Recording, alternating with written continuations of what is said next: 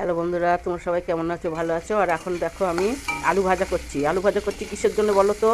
এই দেখো, নিম পাতা, আলু দিয়ে, আলু ভাজা দিয়ে নিম পাতা মাখা করব। আলু ভাজা দিয়ে নিম পাতা ভাজা তোমরা কে কে খেয়েছো কমেন্টে জানিও। মাংসটা ম্যারিনেট করব, চিলি চিকেন করব। এটা হচ্ছে ভিনিগার, এটা হচ্ছে চিলি সোয়া সস,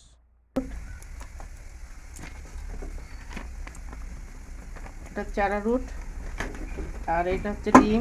ডিমটা ফাটে দেওয়ানো হয়ে গেছে। এবার হচ্ছে নুনটা দিয়ে দেবো, এবার হলুদটা দেবো, এবার হলুদটা দেবো, এবার এগুলো দেবো। এটা সব দেওয়া হয়ে গেছে, এবার এটা দিয়ে মেখে নেবো।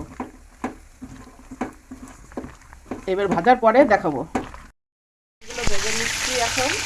এই যে খালি ভাজা হয়ে গেছে। মাংসটা ভাজা হয়ে গেছে সব। আর এদিকে জোগাড় করে নিয়েছি এই যে, এই লঙ্কা, আদা, রসুন রসুন আর এই যে পেঁয়াজ।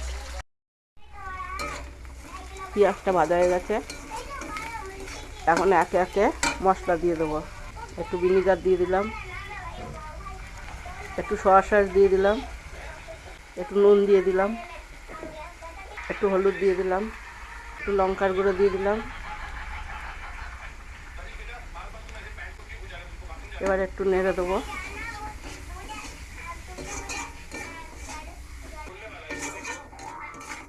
চিলি চিকেনটা বসানো হয়ে গেছে, হয়ে গেলে নামানোর সময় দেখাবো।